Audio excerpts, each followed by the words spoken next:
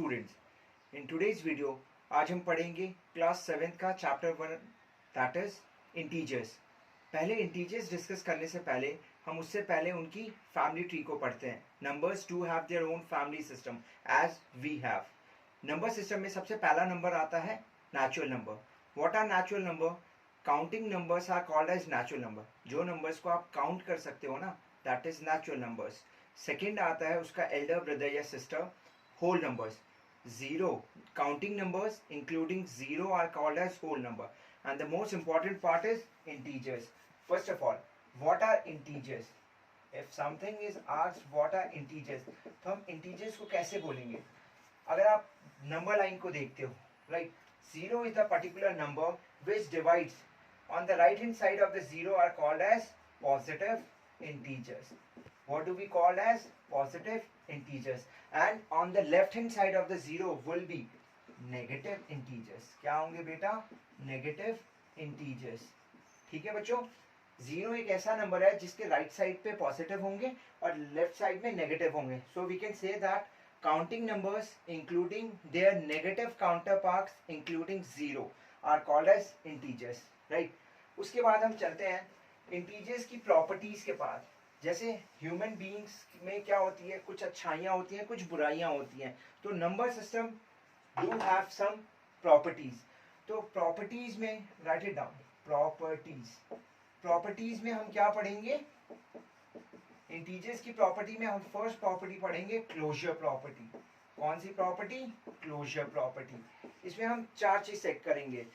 अभी हम इंटीजर्स को पढ़ रहे हैं तो हम चेक करेंगे whether integers are close under addition, integers are closed under subtraction, integers are closed under multiplication, and whether integers are closed under division. तो उसमें पहले हम देखते हैं एडिशन. अगर हम पहले एडिशन में देखते हैं, मतलब क्या होता है? क्लोजर का मतलब क्या होता है? क्लोज का मतलब क्या होता है? बंद होना. तो हम देखते हैं, कोई भी हम दो इंटीजर्स लेते हैं. सपोज मैंने लिया 2 + 3. ये दोनों इंटीजर्स हैं, इजंट इट? 2 भी इंटीजर है, 3 भी इंटीजर है. तो क्या इनका सम इंटीजर होगा? बिल्कुल होगा. 2 + 3 will be 5. 5 is an integer. अब हम नेगेटिव का लेते हैं. -5 + 4. आपको पता है minus plus will be minus. Sign किसका आता है? बड़े नंबर का. तो 5 - 4 will be 1 यानी -1. क्या -1 इंटीजर है? बिल्कुल है. तो मैं क्या ये बोल सकता हूँ कि integers are closed under addition. इसका मतलब अगर a और b इंटीजर्स हैं, उनका सम हमेशा इंटीजर ही आएगा. ठीक है. अब आ जाओ नेक्स्ट प्रॉपर्टी पे. Next property will be subtraction. Closure की प्रॉपर्टी में हमने एडिशन देख लिया. अब आ जाओ बच्चों सब्ट्रैक्शन में. अगर हम कोई भी दो इंटीजर्स लेते हैं, अगर हम उनको सब्ट्रैक्ट करते हैं,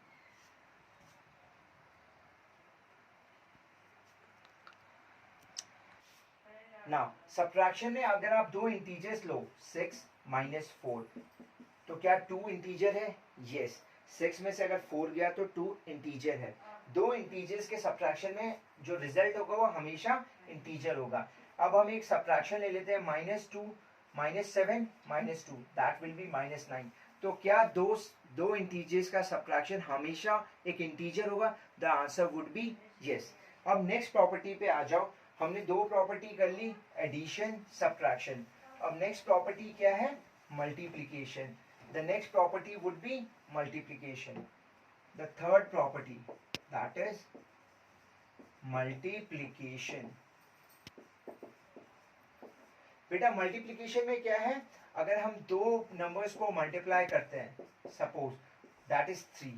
ये भी इंटीजर है, ये भी इंटीजर है. तो क्या दो इंटीजर्स का मल्टीप्लिकेशन एक इंटीजर होगा? The answer would be yes. Let's take an example of a negative number.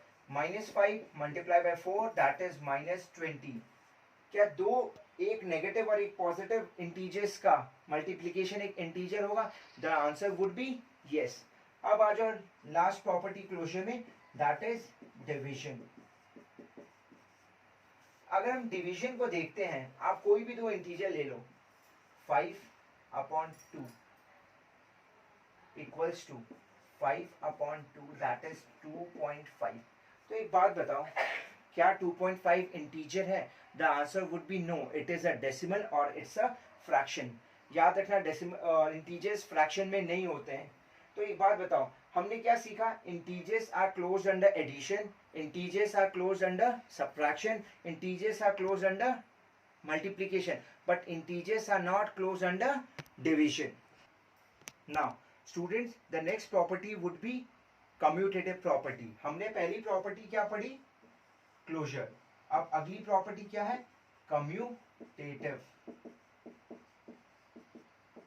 Commutative में हम पहले पढ़ेंगे एडिशन का, राइट? कम्यूटेटिव हम क्या पढ़ेंगे? एडिशन का. इट मीन्स दैट अगर मैं 2 + 5 करता हूं तो क्या 5 + 2 will be same? Yes, my answer would B 7. 2 + 5 is 7, 5 + 2 is also 7. तो इससे क्या पता चलता है? अगर मैं इंटीजर्स की पोजीशंस को एक्सचेंज कर देता हूं, मतलब अगर मैं ये डिजिट्स को एक्सचेंज, नंबर्स को एक्सचेंज कर देता हूं, मेरा आंसर सेम आएगा. तो क्या मैं यहां से कंक्लूड, एक और एग्जांपल ले लो, 5 + -3, राइट, इक्वल्स टू -3 + 5. तो आपको पता है minus plus would be minus, sign हमेशा बढ़ेगा, यानी 2, यहाँ भी 2, वहां भी 2. तो मैं यहाँ से कंक्लूड कर सकता हूँ for the general term a + b equals to b + a, यानी commutative. Integers are commutative under addition. 7th class में आपको एडिशन और मल्टीप्लीकेशन ही है, right? Now next comes multiplication. If you see multiplication, आप कोई भी दो इंटीजर्स को मल्टीप्लाई करो, 2 × 7 would be 14, that is equals to 7 × 2. क्या है? बेसिकली मैं कोई भी दो इंटीजर्स को मल्टीप्लाई कर रहा हूँ और उनके पोजीशंस को एक्सचेंज कर दे रहा हूँ, तो क्या मेरा आंसर सेम आएगा? That is the commutative property. The answer would be yes. अब आप देखो, -7 × 2, और take example of something else, 9 × -7, क्या आंसर सेम है? Yes, answer would be -63. समझ में आया? तो मैं बोल सकता हूँ integers are commutative under addition, integers are commutative under multiplication. तो इसका जनरल फॉर्मूला क्या होगा? The general formula would B a × b equals to b × a. The next property would be associative, right? हम सब एक दूसरे से एसोसिएट हैं because we all are human beings. Associative. Associate का मतलब क्या है? You all are related to your mother, father, you all are studying in same class, यानी आप सब लोग 7th क्लास के स्टूडेंट्स हो. In any way you all are related. In the same way associative होता क्या है? ध्यान से देखो, इसका जनरल फॉर्मूला पहले देख लो, a + b + c, that is always equals to a + b + c. बेटा अगर आप ध्यान से देखते हो, यहाँ पे ब्रैकेट्स शिफ्ट हो रहे हैं. क्या हो रहा है? पहले यहाँ पे 2 नंबर्स पे ब्रैकेट थे, वो लास्ट 2 डिजिट्स पे, लास्ट 2 नंबर्स पे चले गए. एक एग्जांपल देखो, -2 + 4 + 6, राइट? -2 + 4 + 6. आपने बॉड मास पढ़ा हुआ है. बॉड मास में आपको पहले ब्रैकेट सॉल्व करना है. Minus plus would be minus, sign is of greater, 2 + 6. यहाँ पे 4 + 6 would be 10, plus minus minus, sign बढ़ेगा 8. तो क्या ये एसोसिएटिव है? Yes. Integers are associative under addition. ये आप यहाँ पे लिख लेना, दिस वुड बी एडिशन. यहाँ हम एडिशन की बात कर रहे हैं, ठीक है? क्योंकि आपकी क्लास में एडिशन एंड मल्टीप्लिकेशन ही दिया हुआ है. नाउ नेक्स्ट प्रॉपर्टी में देखो एसोसिएटिव में, दिस वन वाज फर्स्ट सब पार्ट. अब सेकंड में देखो, दैट इज मल्टीप्लिकेशन.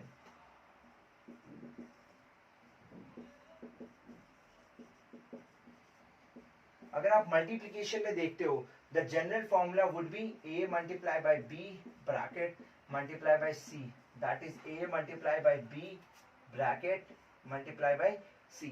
लगा के देखो, दिस इज -7 × 2 × 3, दैट इज -7 × 2 × 3. तो एक बात बताओ, 7 2s are 14, that too minus, multiply by 3, 2 3s are 6, 14 3s are क्या होता है? -42, 7 6 are क्या होता है? -42. यानी ये मेरा एप्लीकेबल है, यानी integers are associative under multiplication. The next property would be distributive. Suppose you have special occasions at your place. maybe it birthday or anniversary. So what do? You distribute sweets or chocolates among your peers. So now the next property would be, I think this is fourth property, that is distributive. Its name suggests, because name is a very important thing. Distributive का मतलब क्या होता है? Distribute करना. The first thing would be a multiply by b plus c.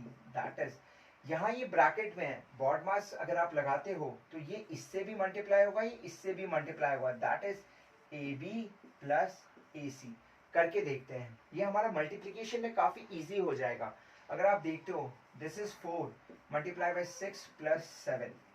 ठीक है. अगर मैं 4 को 6 से मल्टीप्लाई करूंगा, द आंसर वुड बी 24. और 4 को 7 से मल्टीप्लाई करूंगा, my answer would B 28. 4 plus 8 12, 5 यानी 52. क्या मेरा आंसर सही है? Let's check it out. 6 plus 7 क्या होगा? 13. Multiply by 4, that is 52 is equals to 52. समझ में आया? प्रॉपर्टी क्या है? डिस्ट्रीब्यूटिव. तो डिस्ट्रीब्यूटिव में क्या होता है? अगर आप एडिशन करते हो तो वो ईच एंड एवरी नंबर से मल्टीप्लाई होता है, ये जो ब्रैकेट के बाहर होता है. Now second, this one was first. Second for subtraction, a multiply by b minus c, that would be ab minus ac. Okay, now एक एग्जांपल लेते हैं. this would be 7, this would be 9 minus 4. तो answer क्या होगा? 7 9s are 63, 7 4s are 28. तो एक बात बताओ, पहले हम ये सॉल्व कर लेते हैं. This is 5, this is 7, 7 5 35. अब देखो, 13 में से 8 गया 5, 5 में से 2 गया 35, यानी 35 is equal to 35. Therefore integers are distributive, यानी एडिशन हो गया या सब्ट्रैक्शन हो गया, वो डिस्ट्रीब्यूटिव होते हैं.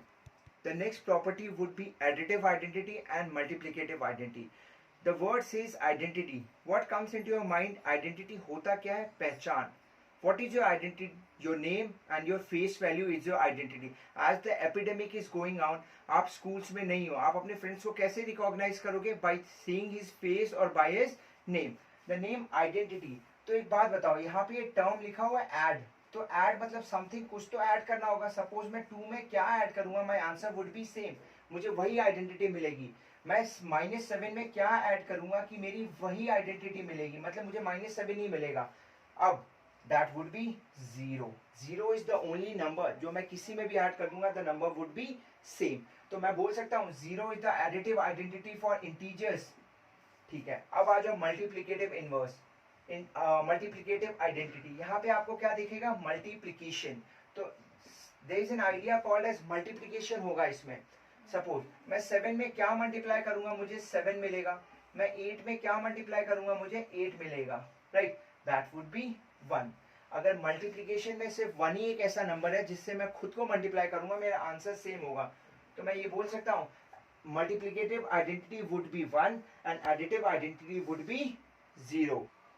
The last property of this chapter is multiplication of integers and division of integers. हम दोनों को एक साथ इसलिए समझेंगे कि मोस्टली टाइम क्या होता है, डाउट आ जाता है. चलो हम देखते हैं फर्स्ट फॉर्म.